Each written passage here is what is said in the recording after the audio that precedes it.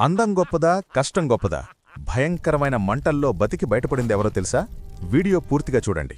ఒక వ్యవసాయ క్షేత్రంలో ఒక గుర్రం ఒక గాడిద ఉండేవి.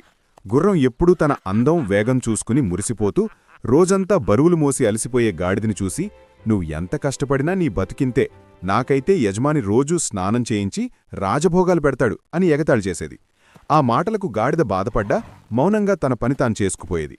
ఒకరోజు రాత్రి ఆ ప్రాంతంలో అనుకోకుండా భారీగా మంటలు చెలరేగాయి. మంటలు చూసి భయపడిన గుర్రం కంగారులో ఎటు వెళ్లాలో తెలియక అక్కడే చిక్కుకుపోయింది.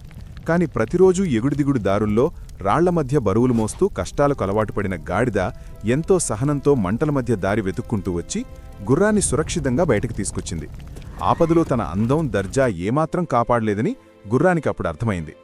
నీతి: సమాజంలో మనం ఏ హోదాలో ఉన్నాం, ఎంత సంపాదిస్తున్నామనేది ముఖ్యం కాదు. కష్టకాలంలో మనకుండే ధైర్యం, ఇతరులకు చేసే సాయమే మన అసలైన వ్యక్తిత్వాన్ని నిర్ణయిస్తాయి. మనకున్న డబ్బు, స్టేటస్ చూసుకుని ఎదుటివారిని ఎప్పుడూ చిన్నచూపు చూడకూడదు. ఇలాంటి మరిన్ని ఇంట్రెస్టింగ్ కథల కోసం మినీ కథలు తెలుగు ఛానల్ను సబ్స్క్రైబ్ చేసుకోండి.